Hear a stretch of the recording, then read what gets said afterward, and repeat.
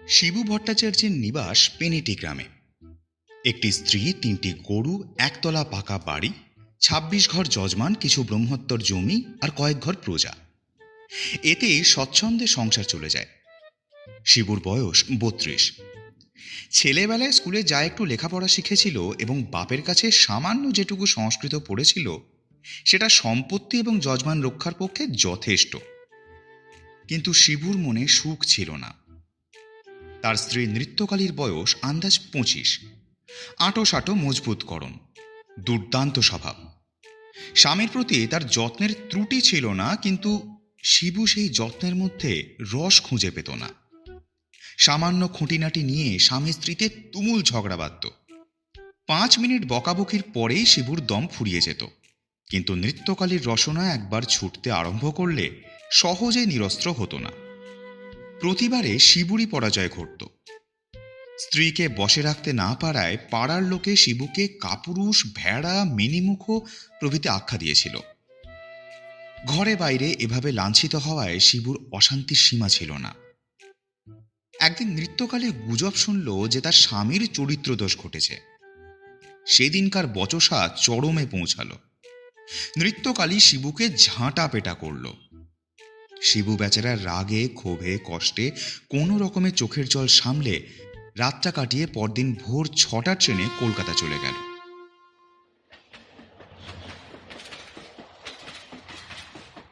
শিয়ালদহ থেকে সোজা কালীঘাটে গিয়ে শিবু নানা উপাচারে ৫ টাকার পুজো দিয়ে মানত করল। হ্যাঁ মা কালী, মাগিকে ওলাউটায় টেনে নাও মাগো, আমি জোড়া পাঠার নই পিত্তি দেব, আর যে সহ্য করতে পারছি নে। একটা সুরাহা করে দাও মা, যাতে আবার নতুন করে সংসার পাততে পারি। মাগির ছেলে পুলে হলো না, সেটাও তো দেখতে হবে। দোহাই মা। মন্দির থেকে ফিরে শিবু বড় এক ঠোঙা তেলে ভাজা খাবার, আধশের দই এবং আধশের অমৃতে খেল। তারপর সারাটা দিন চিড়িয়াখানা, জাদুঘর, হক সাহেবের বাজার, হাইকোর্ট ইত্যাদি দেখে সন্ধেবেলা বিডন স্ট্রিটের হোটেল ডি অর্থোডক্সে ১ প্লেট কারি, ২ প্লেট রোস্ট ফাউল এবং ৮খানা ডেভিল জলযোগ করল। তারপর সময়ে রাতে থিয়েটার দেখে ভোরে পেনেটি ফিরে গেল। মা কালী কিন্তু উল্টো বুঝেছিলেন। বাড়ি এসেই শিবুর ভেদ বমি আরম্ভ হলো।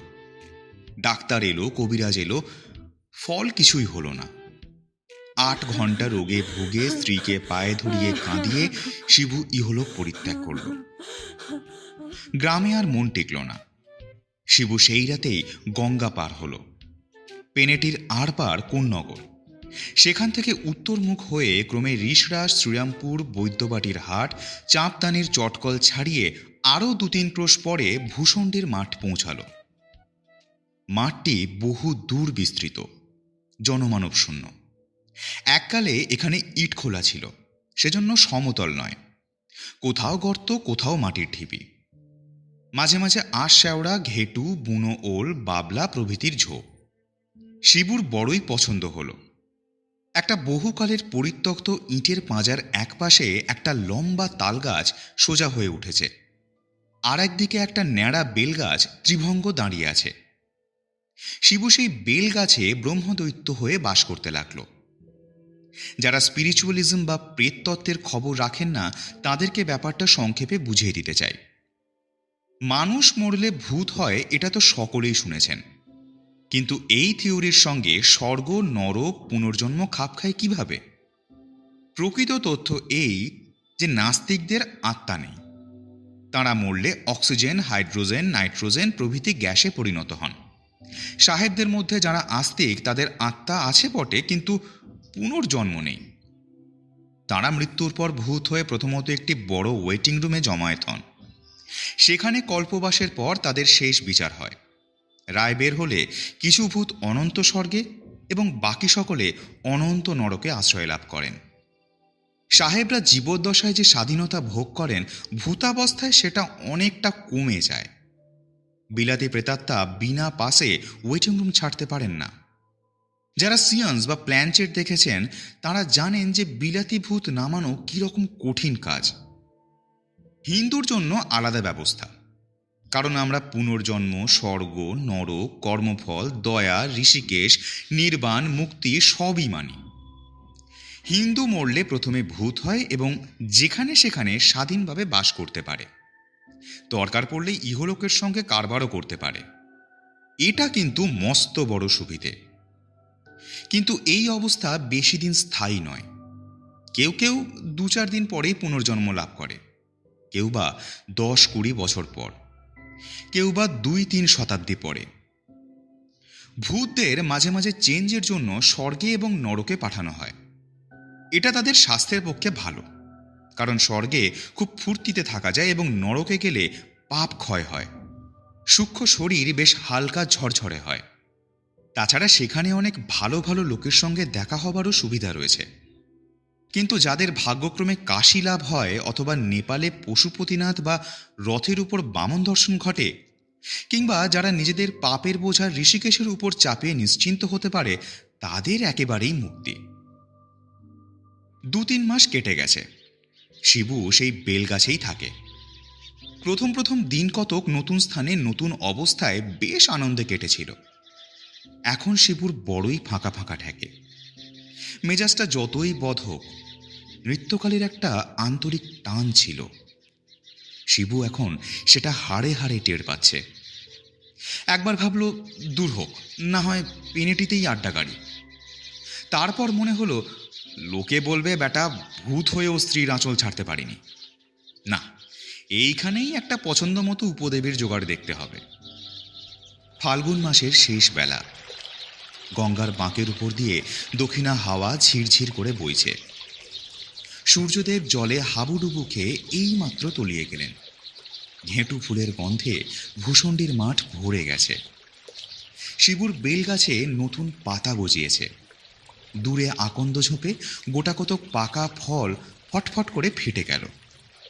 এক রাশ তুলোর আঁশ হাওয়ায় উড়িয়ে মাকড়সার কঙ্কালের মতন ঝিকমিক করে শিবুর গায়ে পড়তে লাগলো। একটা হলদে রঙের প্রজাপতি শিবুর কাসুরির সূক্ষ্ম শরীর ভেদ করে উড়ে গেল। একটা কালো রঙের গুবড়ে পোকা শিবুকে প্রদক্ষিণ করতে লাগলো। কিছু দূরেই বাবলা গাছে একজোড়া দাঁড় কাক বসে আছে। কাক গলায় সুরসুরি দিচ্ছে, কাকিনী চোখ বন্ধ করে গদগদ স্বরে মাঝে মাঝে ডাকছে। একটা কটকটে ব্যাঙ সদ্য ঘুম থেকে উঠে গুটি গুটি পা ফেলে বেলগাছের কোটর থেকে বেরিয়ে এলো এবং শিবুর দিকে ড্যাব ড্যাবে চোখ মেলে টিটকারি দিয়ে উঠল। একদল ঝিঝি পোকা সন্ধ্যের আসরের জন্য যন্ত্রের সুর বাঁধছিল। এতক্ষণে সঙ্গত ঠিক হওয়ায় সমস্বরে রিরি রিরি করে উঠল। শিবুর যদিও রক্তমাংসের শরীর নেই, কিন্তু মরলেও স্বভাব যাবে কোথায়? শিবুর মনটা খাঁ খাঁ করতে লাগলো। যেখানে হৃৎপিণ্ড ছিল সেখানটা ভরাট হয়ে ধড়াক ধড়াক করতে লাগলো। মনে পড়ল ভূষণ্ডির মাঠের একদিকে পিটুলি বিলের ধারে শ্যাওড়া গাছে একটি পেতনি বাস করে। শিবু তাকে অনেকবার সন্ধেবেলা মাছ ধরতে দেখেছে। তার আপাদমস্তক ঘেরাটোপ দিয়ে ঢাকা। একবার সে ঢাকা খুলে শিবুর দিকে চেয়ে লজ্জায় জিভ কেটেছিল। পেতনির বয়স হয়েছে, কারণ তার গাল একটু তোবড়ানো এবং সামনের দুটো দাঁত নেই। তার সঙ্গে ঠাট্টা চলতে পারে, কিন্তু প্রেম হওয়া অসম্ভব। একটি শাঁকচুন্নি কয়েকবার শিবুর নজরে পড়েছিল। সে একটা গামছা পরে আর একটা গামছা মাথায় দিয়ে এলো চুলে বকের মতো লম্বা পা ফেলে হাতের হাঁড়ি থেকে গোবর গোলা জল ছড়াতে ছড়াতে চলে যায়। তার বয়স খুব একটা বেশি নয়। শিবু একবার রসিকতার চেষ্টা করেছিল, কিন্তু শাঁকচুন্নি ক্রুদ্ধ বিড়ালের মতো ফ্যাচ করে ওঠে। অগত্যা শিবুকে ভয়ে চম্পট দিতে হয়। শিবুর মন হরণ করেছে এক ডাকিনী। ভূষণ্ডির মাঠের পূর্ব দিকে গঙ্গার ধারে ক্ষীরিবামনের পরিত্যক্ত ভিটায় যে জীর্ণ ঘরখানি আছে, তাতেই সে অল্পদিন হলো আশ্রয় নিয়েছে। শিবু তাকে শুধু একবার দেখেছে এবং দেখেই মুজেছে। ডাকিনী তখন একটা খেজুরের ডাল দিয়ে রুয়াকে ঝাঁট দিচ্ছিল। পরনে সাদা থান। শিবুকে দেখে নিমেষের মধ্যে ঘোমটা সরিয়ে ফিক করে হেসেই হাওয়া এসে মিলিয়ে যায়। আহা, কি দাঁত, কি মুখ, কি রং! নৃত্যকালীর রং ছিল পান্তুয়ার মতন, কিন্তু ডাকিনীর রং যেন পান্তুয়ার শ্বাস। শিবু একটা সুদীর্ঘ নিঃশ্বাস ছেড়ে গান ধরল। আহা, শ্রীরাধিকে চন্দ্রাবলি, কারে রেখে কারে ফেলি। আচমকা প্রান্তর কাঁপিয়ে কাছেই একটা তালগাছের মাথা থেকে তীব্র কণ্ঠে শব্দ উঠল, अरे भज्जुआ के बहिनी या भज्जुआ के बिटिया केकड़ा से सदिया केकड़ा से हाय हाय हाय हाय। শিবু চমকে উঠে ডাকল, এই এই তাল গাছে কে রে? कड़िया पीने दबा। ছেলে ভূত! এই নেমে এসো বাবা। মাথায় পাগড়ি, কালো লিকলিকে চেহারা, কাঁকলাসের মতো একটি জীবাত্মা সড়াক করে তালগাছের মাথা থেকে নেমে ভূমিষ্ঠ হয়ে প্রণাম করে বলল, यारे गोड़ लागी बड़म देव जी। আহা, জিতার হও বেটা। এই একটু তামাক খাওয়াতে পারিস? चिलम्बा ধাত্তরি, তামাকই নেই তো ছিলিম পাবো কোত্থেকে? জানা জোগাড় কর না। প্রেত হুস করে ঊর্ধ্বে উঠল এবং কিছুক্ষণের মধ্যে বৈদ্যবাটির বাজার থেকে তামাক, টিকা, কলকে ইত্যাদি এনে তাতে আগুন ধরিয়ে শিবুর হাতে দিল। শিবু একটা কচুর ডাঁটার উপর কলকে বসিয়ে টান দিতে দিতে বলল, বাহ, তারপর বল এলি কবে? তারপর বল হালচাল সব। কারিয়া পীরেত যে ইতিহাস বলল তার সারমর্ম হলো এই: তার বাড়ি ছাপড়া জেলায়। দেশে এককালে তার জরু, গরু, জমি, জেরাত সবই ছিল। তার জরু মানে স্ত্রী মুংরি অত্যন্ত মুখরা এবং বদমেজাজি। বনিবনাও কখনো হয়নি।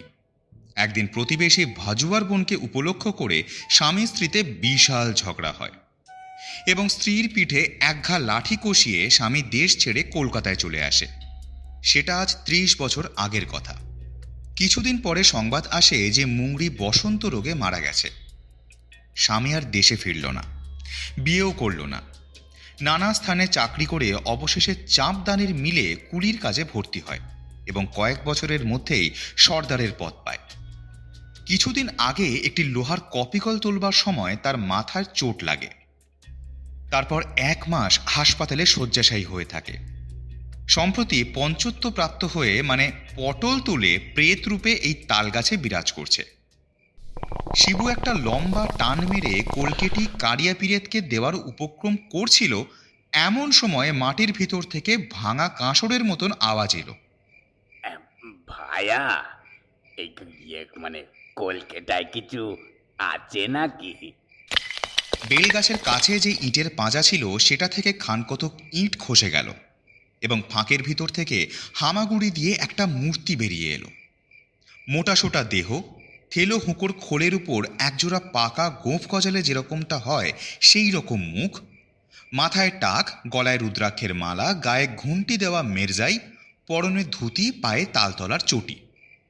আগন্তুক শিবুর হাত থেকে কলকেটে নিয়ে বললেন, ব্রাহ্মণ, এই দণ্ডবত হই। এই কিছু সম্পত্তি ছিল এখানে পোঁতায় আছে, তাই জকি হয়ে আগলাচ্ছি। এই বেশি কিছু নয়, এই ২-৫০০।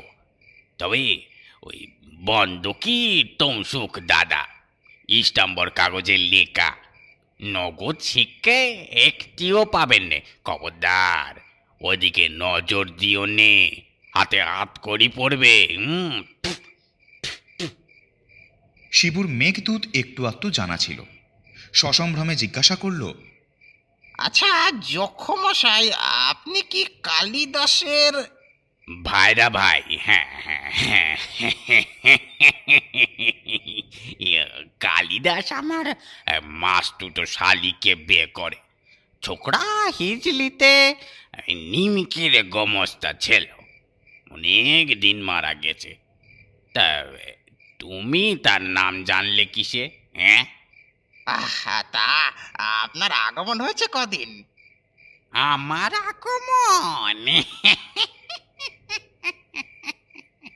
আমি বলি গিয়ে এই ৩.৫-২০ বছর এখানে আছি। কত এলো দেখলুম, কত গেল তাও দেখলুম।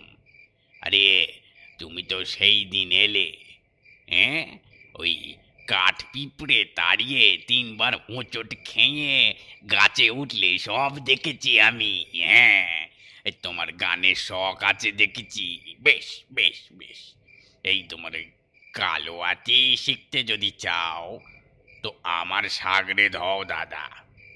এখন আওয়াজটা যদিও একটু খোনা হয়ে গেছে, তবে মরা হাতি লাখ টাকা।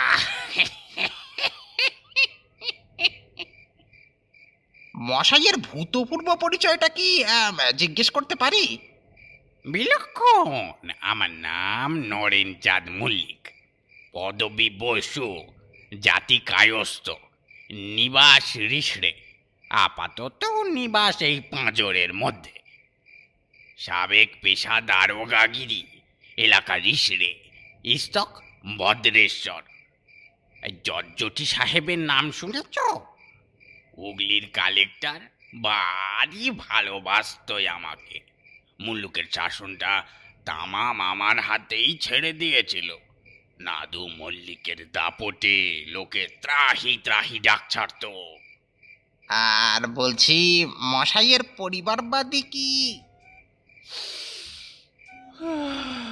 সব সুখ কি কপালে সয় রে দাদা। ঘর সংসার সবই তো ছিল, কিন্তু গিন্নিটি ছিলেন খান্ডার। আরে বলবো কি মশাই, আমি হুলুম গিয়ে নাদু মল্লিক, কোম্পানির ফৌজদারি, নিজামত আদালত যার মুঠোর মধ্যে। আমারই পিঠে কিনা এক ঘা চেলা কাঠ দিলে কষিয়ে, তারপরেই পালালো বাপের বাড়ি। 324 ধারায় ফেললুম, কিন্তু কেলেঙ্কারির ভয় গ্রেপ্তারি পরোয়ানা আর ছাড়লুম নে। কিন্তু যাবে কোথায়? গুরু আছেন, ধর্ম আছেন। 47 জনের মড়কে মাগি গত হলো, সংসার ধর্মে আর মন বসলো না। তারপর পরমায়ু ফুরালে হেতায় আড্ডা গেড়েছি। ছেলে পুলে হয়নি, তাতে দুঃখ নেই দাদা। আমি করব রোজগার, আর কোন আবাগের বেটা ভূত মানুষ হয়ে আমার ঘরে জন্ম নিয়ে সম্পত্তির ওয়ারিশ হবে, সেটা আমার সইতো না। এখন তোফা আছি, নিজের বিষয় নিজেই আগলাই, গঙ্গার হাওয়া খাই আর বোম বোম করি। এই থাক, আমার কথা তো সব শুনলে, এখন তোমার কেচ্চা বলো। শিবু নিজের ইতিহাস সমস্ত বিবৃত করল, কারিয়াপিরেতের পরিচয়ও দিল। যক্ষ বললেন, সব স্যাঙাতের একই হাল দেখছি। পুরনো কথা ভেবে মন খারাপ করে ফল নেই। এখন একটু গান বাজনা করি এসো। পাকওয়াজ নেই, এই তেমন জুত হবে না। আচ্ছা, এই পেট চাপড়ে ঠেকা দি, ঢন ঢন করছে।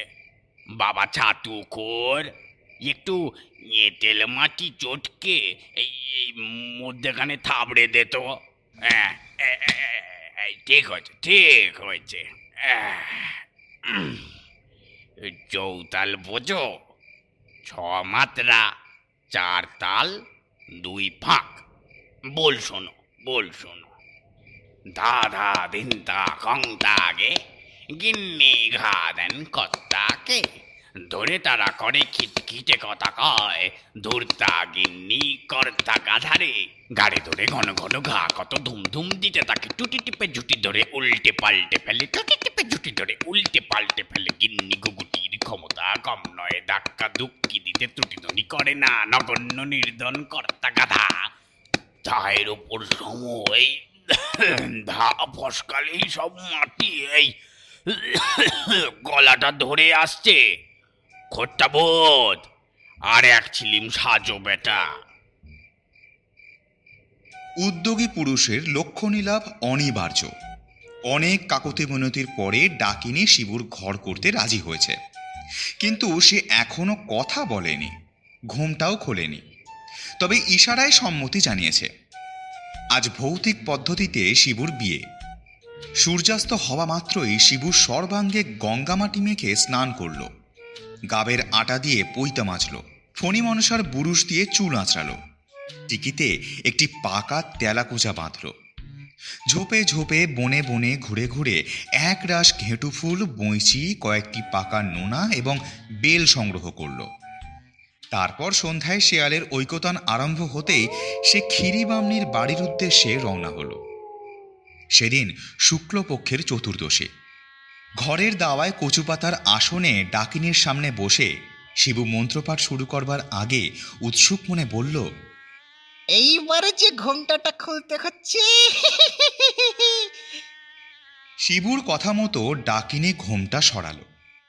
শিবু চমকে উঠে ভয়ে বলল, হ্যাঁ, এ কি? নেত্য, তুমি?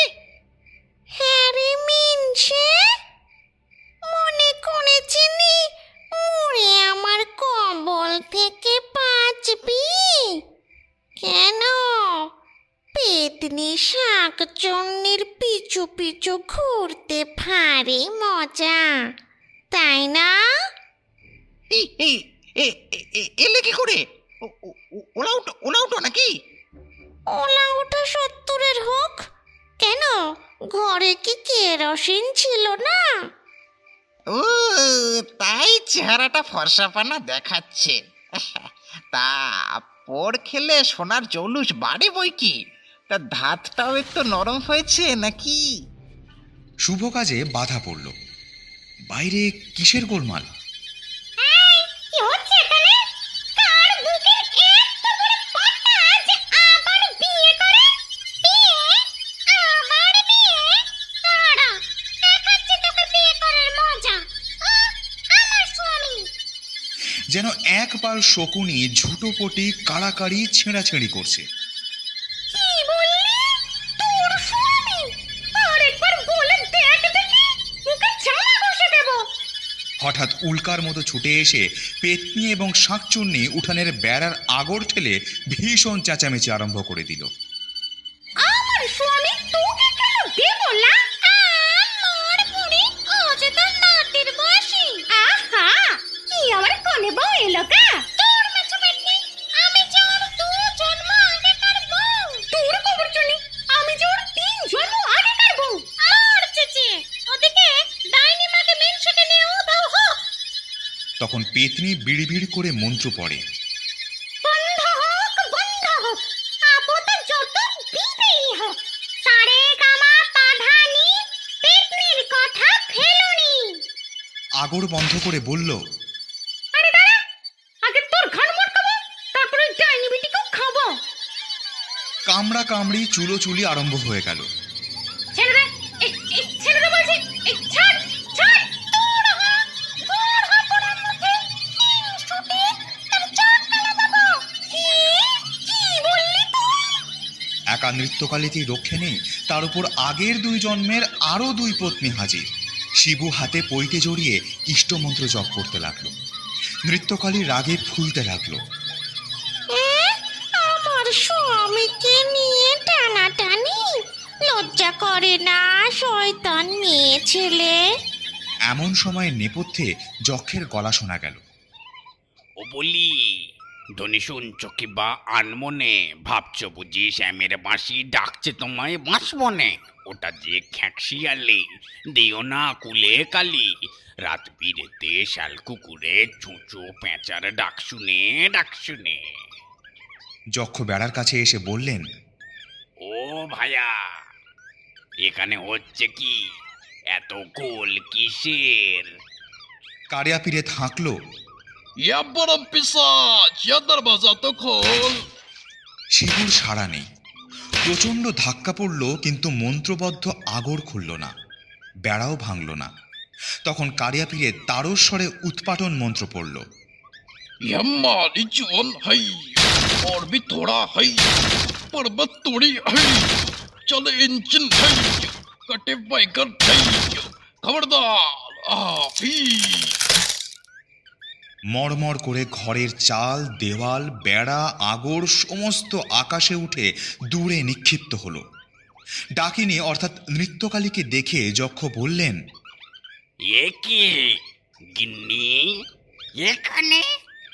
বেম্মদত্তিটার সঙ্গে? ছি ছি ছি ছি ছি ছি, লজ্জার মাথা খেয়েছো। ডাকিনী ঘোমটা টেনে কাঠ হয়ে বসে থাকলো।